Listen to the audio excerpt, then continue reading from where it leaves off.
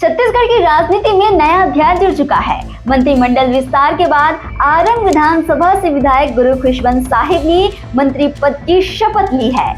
यह केवल एक राजनीतिक नियुक्ति नहीं, बल्कि समाज और राजनीति के संगम का प्रतीक है। गुरु खुशवंत साहिब का नाम जब लिया जाता है तो सिर्फ एक नेता की छवि सामने नहीं आती।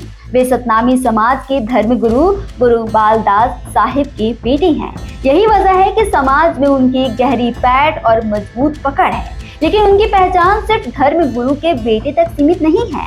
वे भाजपा के एक तेज तरार और जुझारू नेता माने जाते हैं। वे वो नेता हैं जो जनता की आवाज को सड़क से विधानसभा तक मजबूती से उठाते हैं। यही कारण है कि भाजपा के केंद्रीय संगठन ने उन्हें मंत्री पद के लिए चुना। उनकी युवा ऊर्जा, संगठनात्मक क्षमता और समाज में प्रभाव को देखते हुए यह चयन बिल्कुल स्वाभाविक था। साल 2023 में सिर्फ 34 साल की उम्र में उन्होंने राजनीति में एंट्री के साथ बड़ा धमाका किया था। कांग्रेस के दिग्गज मंत्री शिव डहरिया को हराकर आरंग विधानसभा में कमल खिलाया और अब मंत्री पद की शपथ लेकर उन्होंने यह साबित कर दिया कि युवा नेतृत्व छत्तीसगढ़ की राजनीति का भविष्य है।